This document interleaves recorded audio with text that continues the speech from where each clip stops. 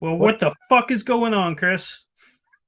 I tell you, Cowtown is shambles, shambles, and depression. Dylan and Chris are going to break it down. Armchair GM podcast brought to you by the Hockey Podcast Network. Let's get into it.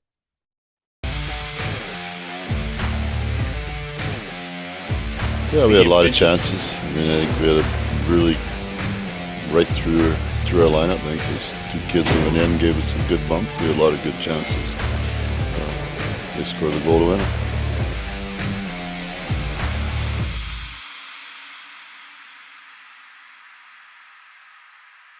Holy shit, Dylan. The sky is falling. What the Yet hell is again. going on?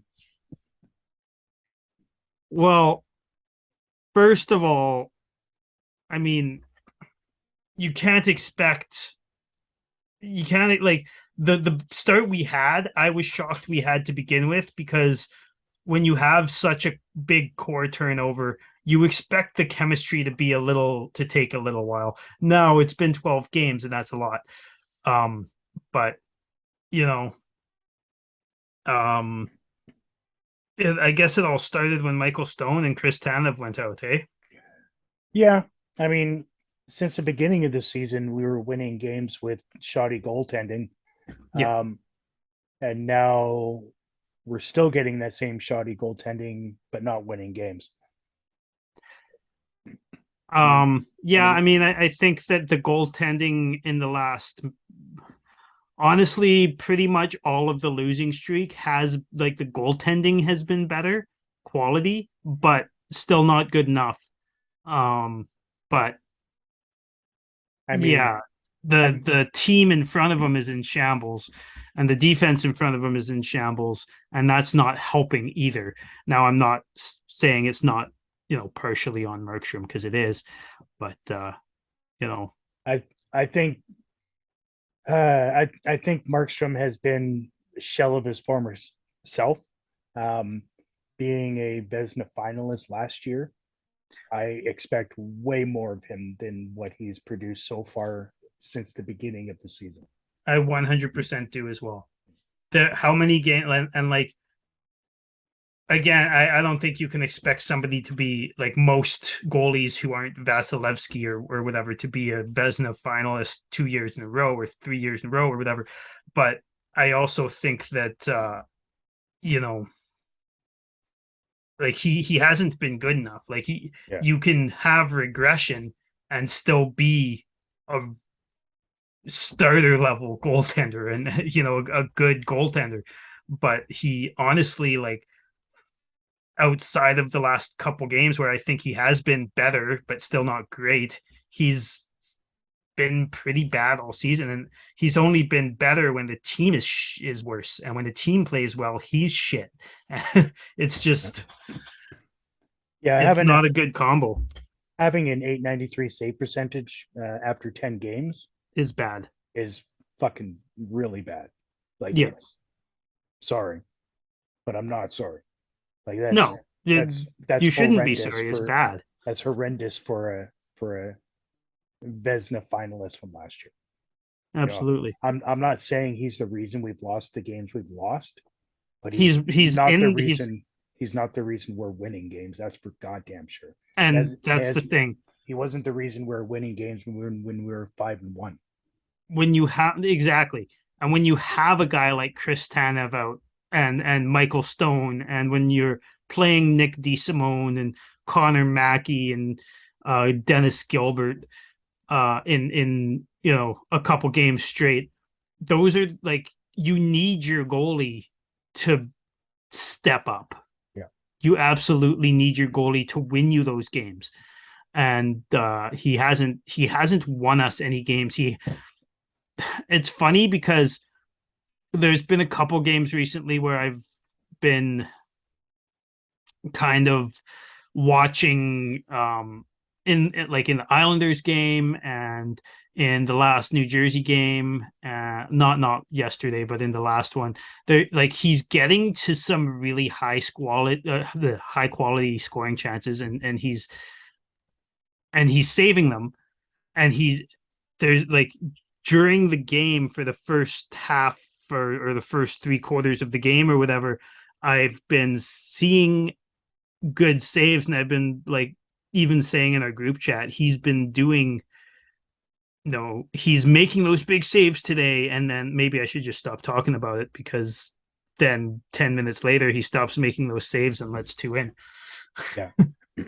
Yeah. I mean, every single game there's been 1, 2, or more goals that I just go, WTF is going on. Yeah. The game, honestly, I don't fault him on any of the goals yesterday except for the game winner against New Jersey in New Jersey. The game winner was an absolute soft piece of shit goal that fucking somebody's 7th string goaltender should be able to get to. Yep. And he just didn't. And that it wasn't even like a credit the shooter type of a shot. It wasn't a deceptive or using a screen or any. It just leaked through him, and it shouldn't have. Yeah. Yeah, he needs to tighten up. Absolutely. Like a lot. A lot. The obviously since our last episode, Tanev hasn't played a game, so that's a big hole in the defense. That being said, Mackey is not doing it for me right now at all. He hasn't looked like I thought he would. That's for sure. Me neither. And coming out of I thought he had quite a strong camp, honestly, and he had a really good year in the AHL last year. Well, half year until he came up and sat in the press box. But yeah, he's he's not as good as I thought he would be either.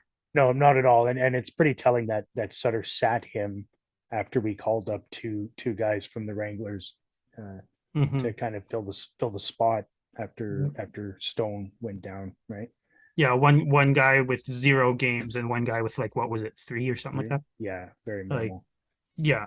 And don't get me wrong, I still think Mackey could be good, but it's not like I'm saying get rid of Mackey or anything like that. I'm just saying he needs to be better too.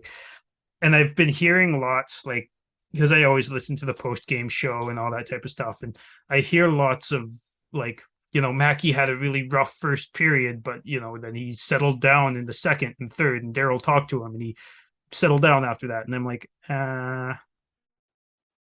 not just because he wasn't on the goal for it or on the ice for a goal doesn't mean that he played better. He was still making giveaways and stuff like that. And I think in times like this, and I'm not, because I think Nikita Zadorov had a really good start to the season, as did a lot of the team. But I think that now is the wrong time. Sure, every once in a while throughout the season, acting like the hero and pretending to be Johnny Gaudreau in the offensive zone, it could be an all right idea. But now, when your D partner is almost positively exhausted because they're on the ice all the time, and the other two aren't, have no fucking no experience in the NHL, maybe being the hero and pretending you're Johnny Gaudreau for Nikita Zadorov is not the best idea right now, when our D core is so depleted and his line, his pairing is playing so much more than it usually would. Right. And he's playing more than he usually would. Yeah, he's playing 22 to 24 minutes a game right now, which is not as normal. I don't know. I've actually been somewhat pleasantly surprised with how he stepped up for these minutes in the last 3-4 games. He there's been the odd buckling under pressure with somebody forechecking against him, which I'm not a fan of, but it hasn't been. It's happened maybe once a game, twice a game at the very most. It's not something that I'm concerned about, but I am really enjoying his offensive flair right now, and he seems to be in my opinion, jumping up in the play at the right time because he's being rewarded with some points, and I don't recall a time where he's actually left his partner out to dry. Because there's always been somebody back in his position when he's up there. A forward, you mean? Yeah. Yeah. So I actually, I'll agree to disagree with you on that one. Personally, we need, given our shit goaltender we've had since the beginning of the season, we need more offense. Oh, we absolutely need more offense. It's sad to say that we're turning into like an Oiler team where we need to outscore our garbage goaltending, and that's currently not happening. Obviously, we've lost 6 in a row now. So it's we need something. We need a spark, and I think having a defenseman that can drive the net and actually put the puck in is a good thing. Personally, that was a really nice deflection. I can't remember which game that was right now, but I think it was a game tying goal. He drove the net and somebody whipped the puck across at him and he deflected it in when he was like right in front of the net. And don't get me wrong, like it's always nice to see them getting points and stuff like that. I think that he's rushing just a little bit too much considering what's going on around him.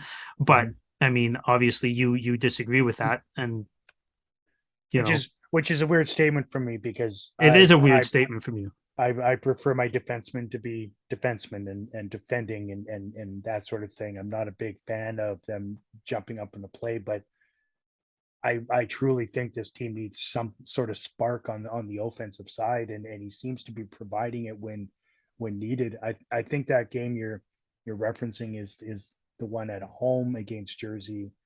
When was that? Saturday night. That was his third goal of the season, which is, you know what?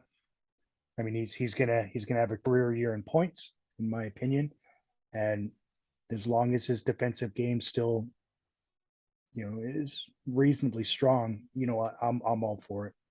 I'm all for it. We need something at the moment, and we've got 12 guys at the forward position that, I mean, are doing it on occasion, but we need more from them because we have to start outscoring our goaltending, and that's, to me, that's bottom line. Yeah, well, I agree. I also think that sometimes they're leaving him out to dry, but I don't think it's so much on rushes. I think it's just on poor coverage once everybody's already in the zone. Yeah. But I agree with that 100%. That it's not. You're right. The rushes haven't been the thing at all. It's just I think the forwards are missing assignments, and yeah, and then we'll have two defenders behind the net trying to go after one guy, which never works, right? Well, that's what happened against the Oilers in the playoffs last year. There's always two defensemen chasing one guy, and then another guy who literally can't even fucking skate, who's just standing there and scoring. Yeah, he can't. He's not mobile at all for how many games, but for some reason he's open. Yeah, that obviously has to stop, and it's been an issue for I don't know how many. We figured like 8 games at least. Like I've seen quite a few plays where the guy that's scoring is untouched by anybody around. Like, that can't happen. Can't happen at all.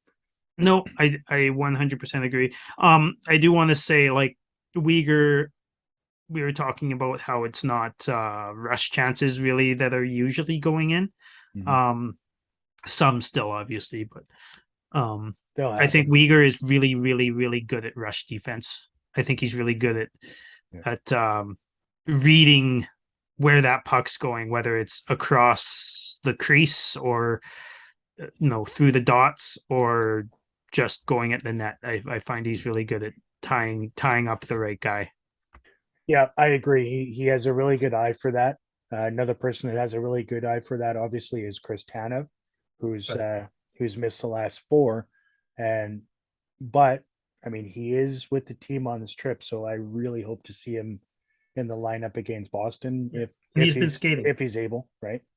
I mean, he's skating, but it's it's an upper body injury. So, I mean, I really hope he can get in there and calm it down, right?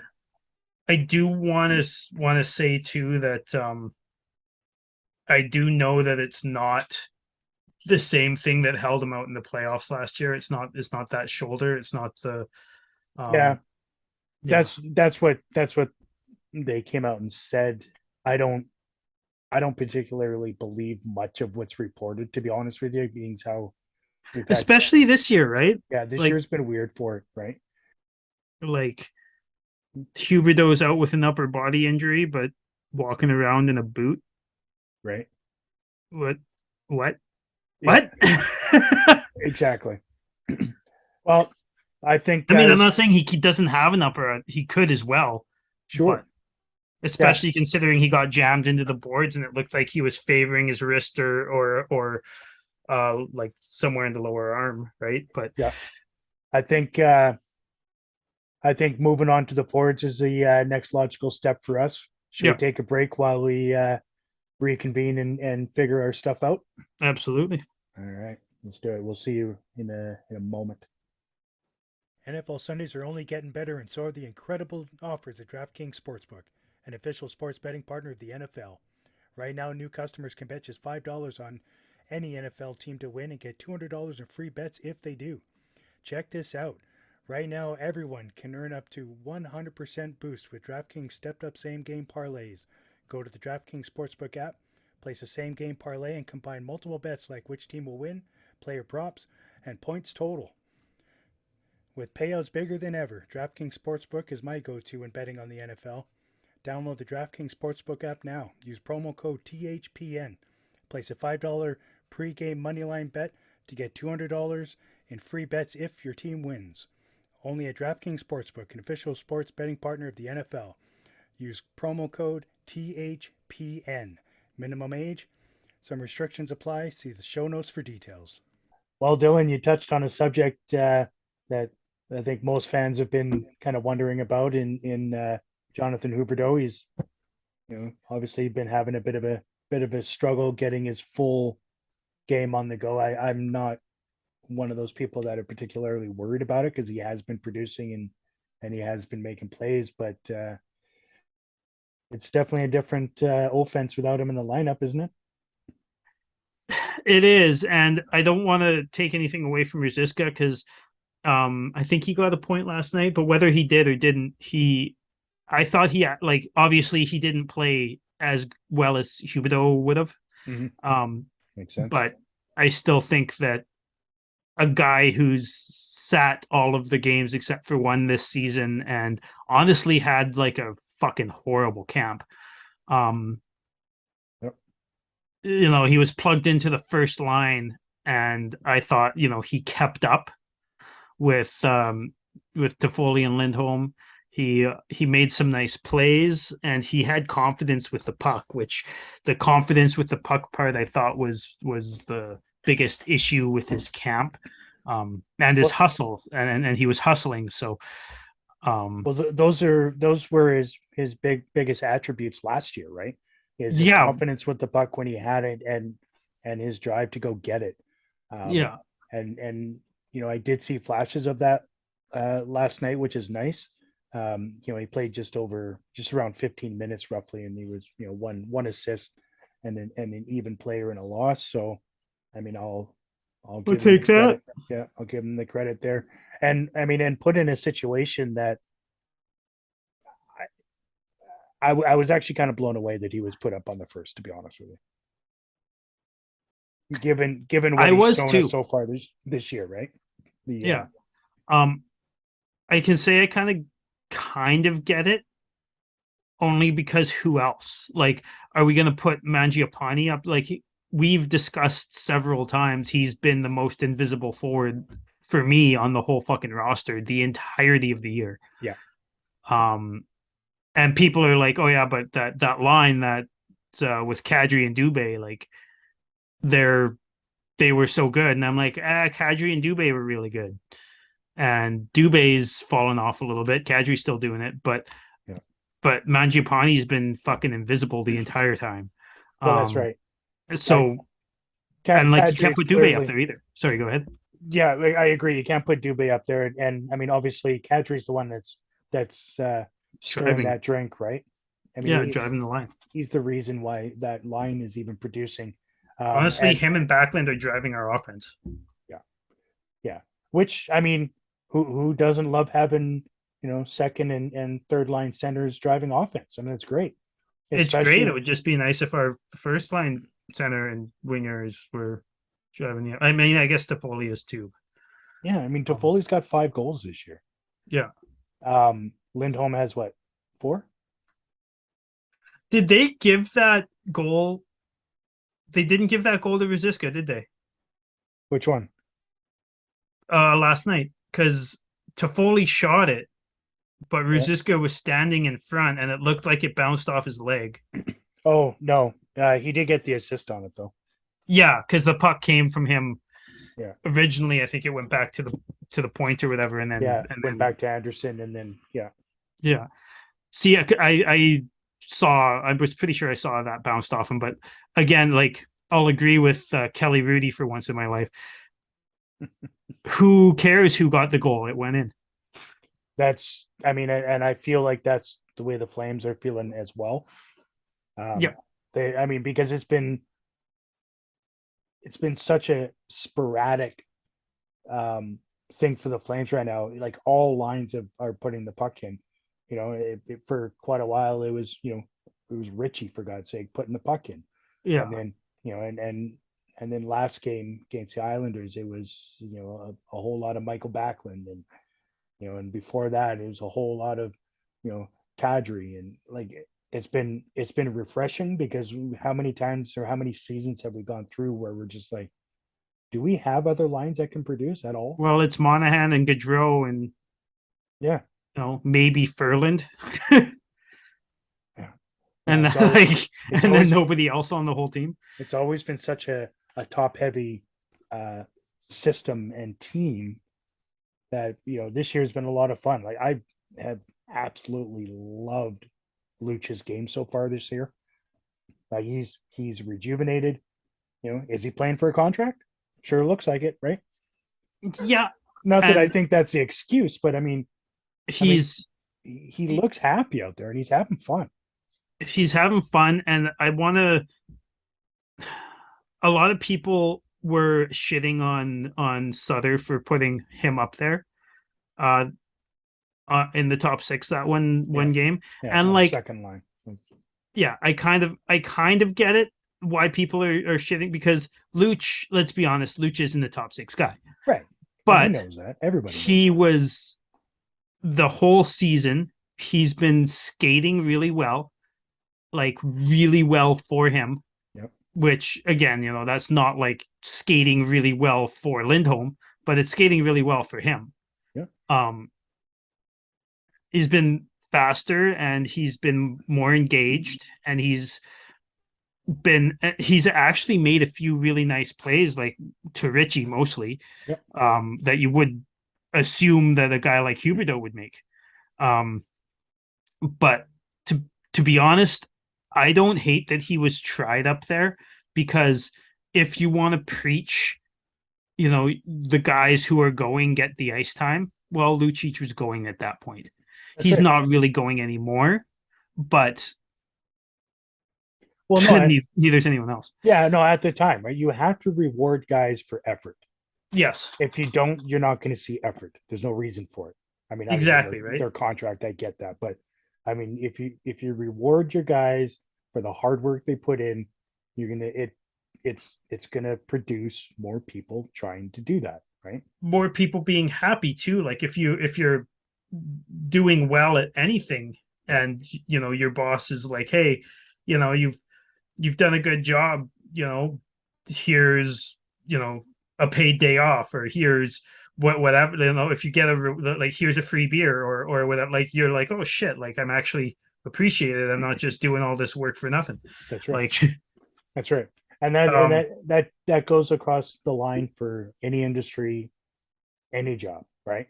100%. Just a little bit of appreciation is a thing, and it bleeds through the entire organization. Absolutely. I want to touch on a couple things I'm somewhat not happy with the coach about. And obviously he's gone back to the lines that were working at the beginning of the season, and it's resulted in points in the standing, not wins, but it's resulted in points in the standings and honestly them looking a little bit better. But you say points, but it's resulted in point. No, it's resulted in 2 overtime points. I don't think. I think we're still at the mixed bag last Saturday against Jersey, weren't we? No. No. Okay. All right. Continue on then. My bad. I don't think so. I could be wrong, but either way, so we've gotten either 1 or 2 overtime points, but they do look better. But I think that part of the reason that they lost their confidence and that they had one somewhat debacle of a third period against the Oilers there. And then Sutter tried something new and it didn't work. And then he went back to that something new that didn't work, and that didn't work again. And then he was like, just stubborn old man, like, let's try this again. And it didn't work fucking again.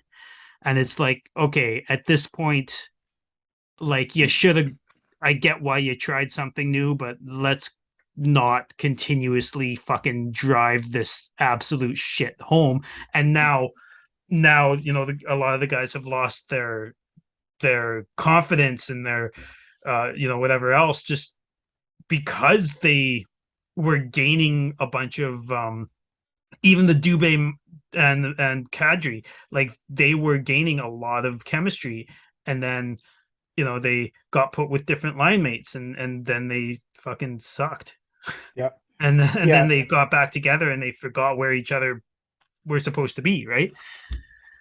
Yeah, I agree. I mean, obviously, I understand why it was done in the first place. Yeah. But for the life of me, I can't understand why it continued for as long as it did. That's just it, right? Like try something new, blend them up for a game. Blend them up for half a game. If you see some shit going down, you blend it up, and then you go back to it to your especially if you were winning and it was 1 loss. Yeah. 1 loss you actually looked good for the majority of. Yeah. Like, really good, honestly. The first fucking 55 minutes of that Oilers game was really fucking good. The goaltending let us down? Yes. Yeah. But also the defense in front of him let him down. Yeah. It was a whole, I mean, yes. Again, Markstrom hasn't been good. But also the defense in front of him hasn't been good. But that's how I feel about the whole lineup situation. And I feel like him continuing that too long, even though they've gone back to the lines for a couple games now, the guys are still, they haven't progressed with the lines that work because they kind of got reset back to the start of those lines. And then last game they didn't have Huberdeau, so right, they had to blend them up again. Yeah, and that's, I mean, you obviously want to know what you have in the event of injury, so that you know who you could change things up with, which which is fine, but yeah, no, like to your point, trying it, failing, and then continue to do it for 2 more games is just ludicrous to me. It's clearly stubborn. The definition of insanity and stubbornness. That's my biggest thing, is how stubborn he was about it. A lot of people were saying like he was trying to prove a point, and I'm like, what's his fucking point? Yeah. That he's being stubborn, that he's with those lines. He's the wedding singer, right? He's got the microphone and you'll listen to every goddamn word he's got to say. Yeah. That's pretty much all we learned from that experiment, right? And it was fucking stupid. Yeah, Yeah. exactly. It didn't work at No. all. No. In fact, it's regressed the team since he put it back. Yeah. It's even the team's on eggshells, right? Or They appears to are be. like It appears to be, anyways. last night. Kadri's interview was the first interview with Kadri that I've heard since he got here, where I wasn't like shit. That that's a happy dude. That's a guy who got paid and looks at this as a great opportunity to come up with a great team and I mean, in Kadri's defense, they've lost 6 in a row, no, absolutely, but and he doesn't like to lose. but I think that was also partially walking on eggshells because he doesn't maybe know what he's allowed to say or what he's not allowed to say or I think like I know Sutter's an iron fist type of a guy, but I also think that there comes a point where when everybody on the team is squeezing it, you have to let go a little bit. I think I'm gonna change it from squeezing to just the Coleman. Yeah. That guy's really Coleman the puck or the stick there. He's really gripping it. Yeah. I'm kidding. He finally got that goal, so I really want to see some more. Yeah. I mean, he was a -2 last night, which is not good at all. Yeah. But is what it is, right? And so, give New Jersey credit and the Islanders too. Like the Islanders pushed back when they knew we were tired. And New Jersey's just a fucking good team this year. But there's no reason we shouldn't be able to put more than 2 or 3 past Vanacek. There's like Sorokin, I get Sorokin's a fucking elite goalie, but there's no like Vanacek was fucking Washington's backup last year for fuck's sakes. Yeah. Like yeah.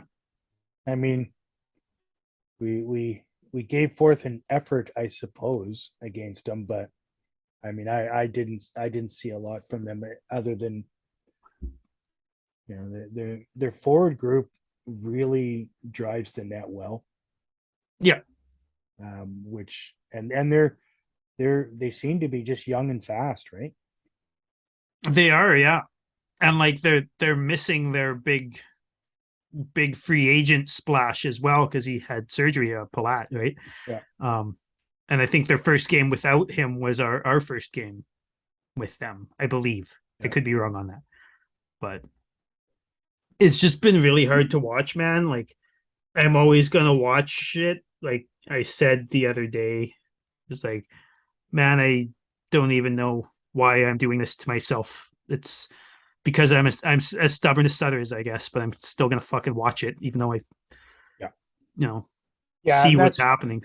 That's what we do, right? That's as fans of sport.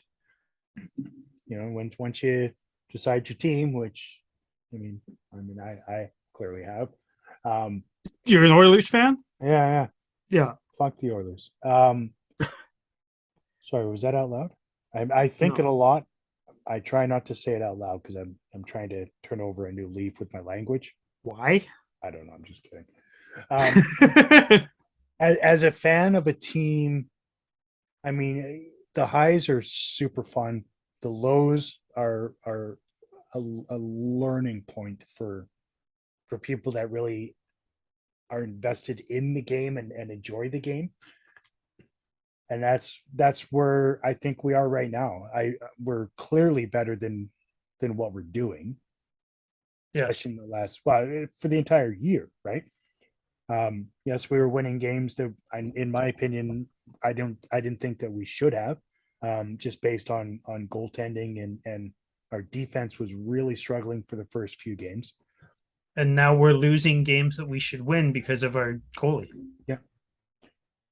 So it's a thing, right?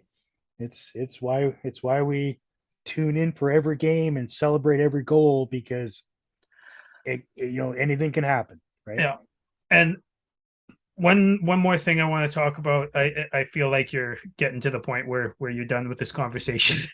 But so Vladar, I get he had one bad, like he's played 2 games and he had one bad one this season. But why the fuck did he not start yesterday? back to back with travel on the road. What the fuck? Like I was listening to the pregame show and even fucking what's his name there, Pat Steinberg, like almost let an F-bomb go. Like, what is going on here? Like, I mean, it's really bizarre to me. I agree with you. He, especially with the issues Markstrom is having, Vladar needs to get more starts, yes. right? Like when your number one goaltender is shitting the bed and not playing up to his capability. That's why you have a backup. Exactly. You don't ride him into the fucking ground. Like we all saw what riding him into the ground did to him last year when he was having a successful season. So I assume Sutter wants him to play. Are we talking about Kiprasov? We're talking about Sutter and what he always does. I know, right? Ask Jonathan Quick how many games he really wanted to play opposed to how many he did. Yeah. Right. I mean, he was good the whole time. Like he didn't really shit the bed, right? But he was also a 20 some odd year old goalie back then. He was 26 or 7 or something, right? Like Markstrom's what, 31? Yes. Like so I assume that Sutter wants Vladar to play against his ex team, I guess, in Boston, which even though they're the best team in the league right now. Yeah, which Vladar really didn't play for them. Like, what did he play? 2 games? 5. Was it 5? My bad. Yeah. Like it's not like a statement. To me, it's meaningless. He absolutely should have started last night or the night before. I don't care which one, but you need to split that up when you have 2 capable goaltenders. You have and that's the thing. It's not like Vladar is fucking Curtis McElhenney or fucking Mason McDonald or I will not let you drag Curtis's name into the ground. The kid did everything he asked or was ever asked of him. He wasn't, he wasn't a broder, but I mean, he was the definition of backup goaltender, and I think he played it very well. I don't think he was that good at it, honestly. Like, but either way, he must have been okay because he had a hell of a career doing it. But anyways, that's not really the point of this conversation. But he's not a shitty backup. He's good. He had a really good season last year. He's had 1 good game and 1 bad game this year, which is okay for a backup goaltender. And I was honestly like, I picked him up in our fantasy league because I was fully expecting him to actually get last night's game and tomorrow's game. I thought he was going to play 2 on the road, and then we were going to ride Markstrom for another week and a half or 2 weeks or whatever.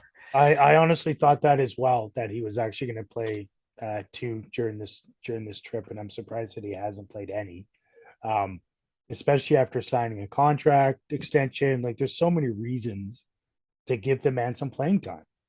There's so many reasons. Yeah, and I've even heard, who was it? I can't remember who was talking about it, but someone like, it's not like a fucking rumors that they're actually involved in talks or anything, but I've heard that some fans in Toronto are talking about, because they've had both what's his name, Matt Murray and Ilya Samsonov are both out for long term, and I've heard, not that I want them to trade Vladar because I think we need him, but I've heard fans being like, oh, we should pick up that guy from Calgary. He's pretty good. And so even if you want to raise somebody's trade value, you can raise somebody's trade value, give them confidence, give Markstrom competition. Like, there's so many reasons. Markstrom's been bad. Let's get somebody else in there. The team almost always plays tighter in front of their backup. Like, there's so many reasons. And what happened to the a game a week? Like, we're 4 weeks into the season. He's played 2 fucking games. Give the man some starts. I don't know. It's really that simple. I'm really starting to not believe anything Sutter's saying. Right. Like, our goaltending has been shit. Yeah. Change it up. Change it up. I mean, and I'm not saying, make Vladar our starter. That's not I'm what I'm saying saying at all. start Vladar sometimes. Start Vladar on a back-to-back on the road after the other guy gave up a shit fucking goal. That's right. When Several. when you're playing 5 games in a week, Vladar should get 2 of those starts. Yes, 100%. And I like, even we know Markstrom's the type of guy who's like, oh, I want to play. But it's not like he's going to be upset that Vladar gets 2 out of 5 games in 1 week. Like, Well, come on. And let's be honest, I don't give a shit what Markstrom wants. No, I want wins. I want what's not Markstrom going to to give be us good in the playoffs. I want him to be rested enough and Exactly. not fucking tired in the playoffs. Exactly. I want him to be sharp enough to make a fucking glove save in the goddamn playoffs. And he's not even sharp enough to do it now. Exactly. Yeah, I want wins. I want wins today. I want wins in April and May and June. Yes. Period. I could give a shit what Markstrom wants. I want 16 playoff wins. And you know what? I guarantee you Markstrom wants that too. Yeah. I don't doubt that he's dedicated and really wants, right? But I don't care.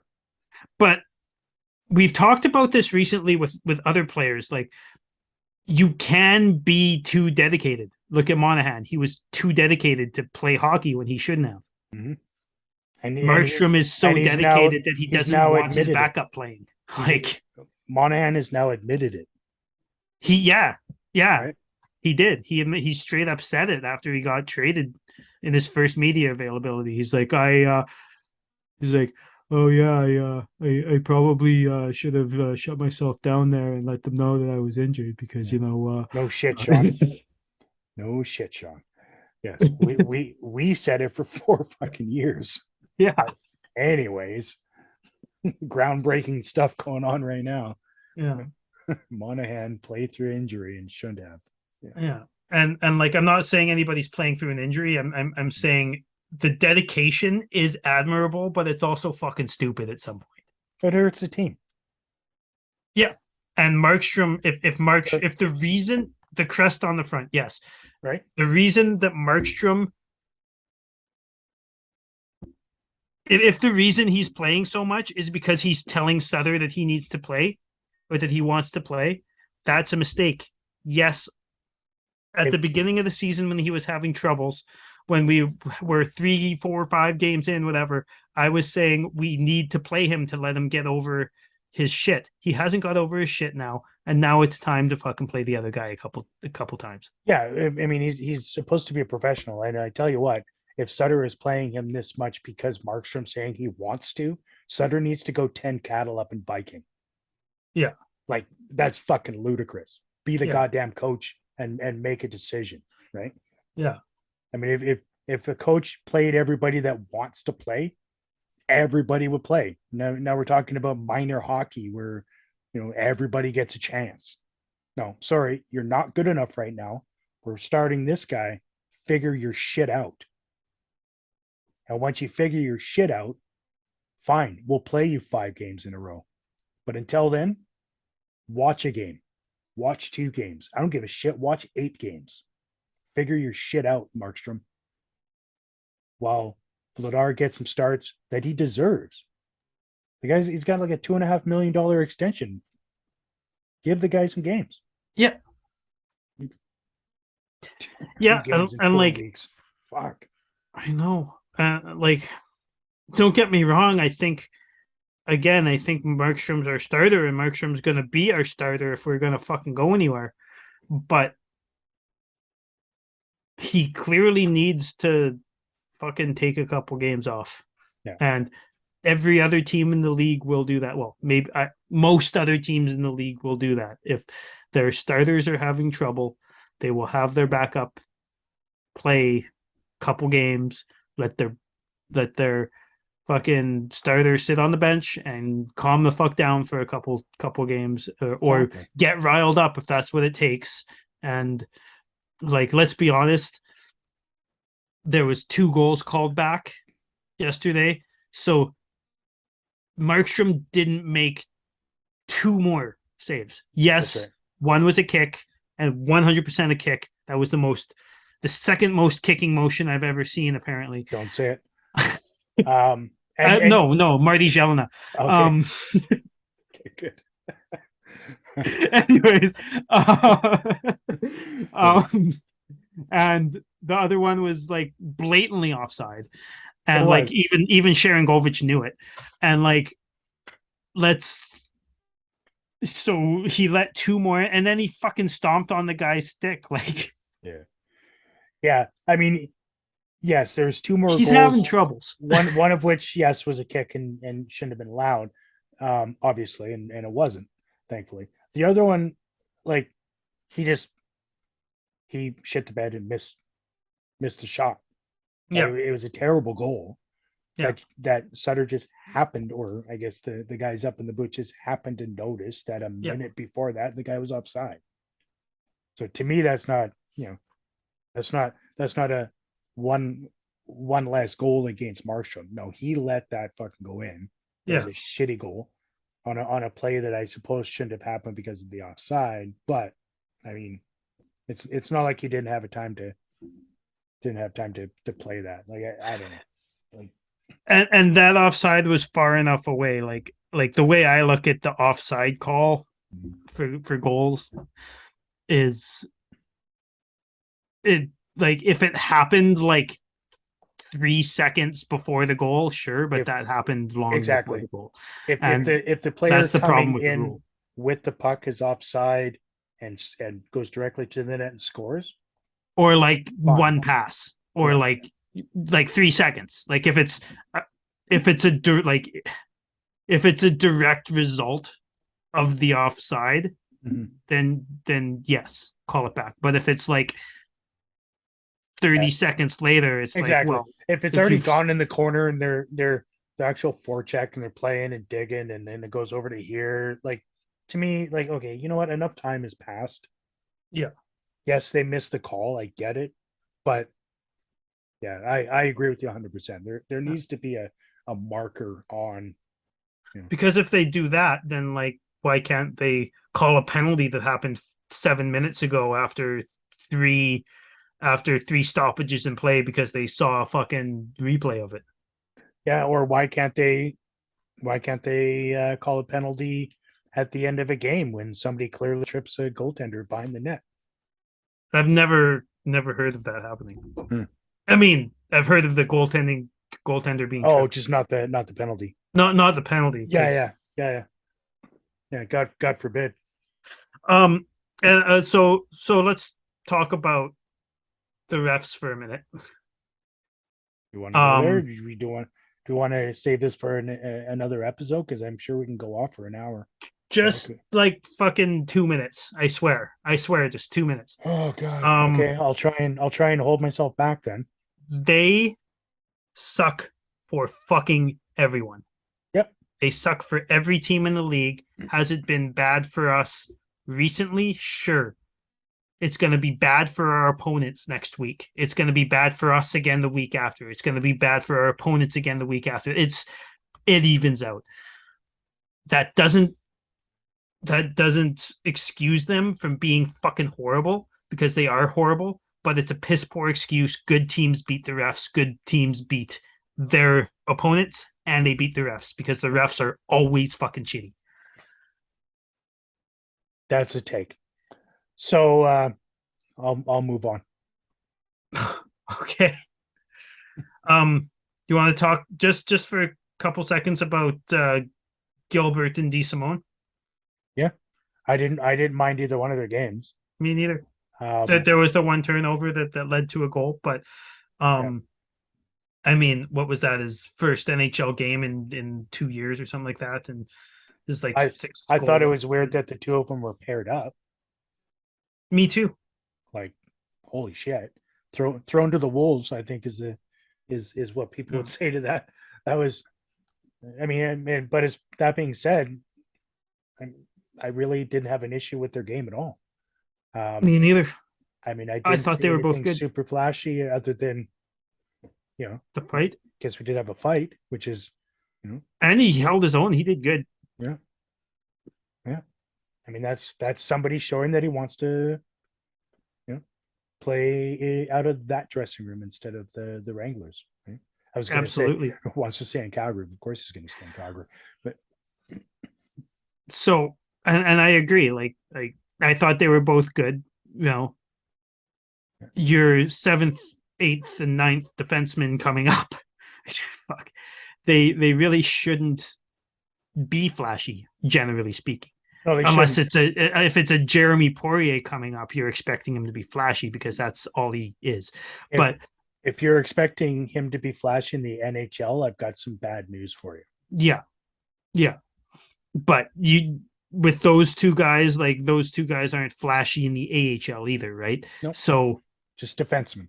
they're just defensemen, Yep. and you barely noticed them because they weren't fucking up for the vast majority of the night, minus Yeah. one play, and One that's play. fucking perfect. Yeah, one play in an entire game. You know what? It sucks that it happened, but I'm not Okay. mad about it. I mean, I think both of them put forth a better case for staying with the Flames than Mackey has since the start of the season. Yeah. Personally. No, I agree. And like, I believe all three of them have to clear waivers, but only if we wait another couple days, because I think it's a month that they don't have to clear waivers after being sent down originally. But it's a fucked up waiver rule. It's 30 days or whatever. But they one other thing I wanted to talk about real quick is we've got Lucic, and we're singing Lucic's praises because he's been playing well this season. Richie's been playing well this season, but we're on a 6-game losing streak. Dennis Gilbert fought fucking Zadorov fought in the beginning of it, and that was a fucking piss poor fight, honestly. Fight. And where's our fucking spark? Where's our like Lucic fucking knocking someone out and wiping his hands and the team rallying around that? Where is that? Where is Richie doing what he signed for? Like, where is that? I know you need a partner, but if you look long enough, you'll fucking find one. Yeah. I mean, a couple of games ago, I feel like Luch was looking for a partner. I mean, he was hitting anything that moved. Yes, it was great to see. It was so much fun. Was it 4 hits in like 7 seconds, or 3 hits in 7 seconds, or something like that? 3 hits in like their end, middle ice, our end. It was just like bam, bam, bam. It was so much fun. Freight train. Yeah. And the funny thing is he was credited for 2 hits that game. He had 3 hits in a shift. Yeah. Get your shit together, stat keepers. 7-10 seconds, whatever it was. But like we all saw it. The stats counters are fucked.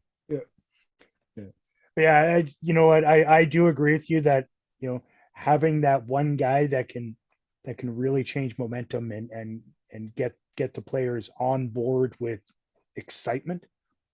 Luch is that guy because he's such a leader in the room, and the team will rally behind him. That's a statement. And just that's a statement, right? And like the thing is I understand Luch kind of nobody wants to fight him except for young kids who are trying, or like a Ryan Reeves guys, because he is like, him and Reeves are the 2 best fighters in the league. That's right. Right? The 2 heaviest weights in the league when it comes to fighting. Then he should be going over and poking the bear when it comes to some young big kid, right? Yeah. Make him the example. Show him why he made a piss poor decision for trying to fight Milan. I'm curious what happens when we play Detroit. They have that line that's all 6'5". Oh, and they're all kids. They're all like in their first or second years. I was gonna say, ask Nikita how that goes. Just because you're big doesn't mean shit. No, But you know, Luch, I'm sure if Luch made Luch an pokes him example out of enough, him. I'm sure if Luch pokes them enough, one of them will Good. try and drop him and probably fail. Good. Luch is really good at punching up. He's got no problem doing that. Zadorov He's good at knows that punching very well. down. He's good at punching forwards and sideways, and That's he's right. he's good at punching. What I'm saying is Luch needs to start punching. Yes, yes. The Flames are in a funk, and there's only one cure. It's number 17.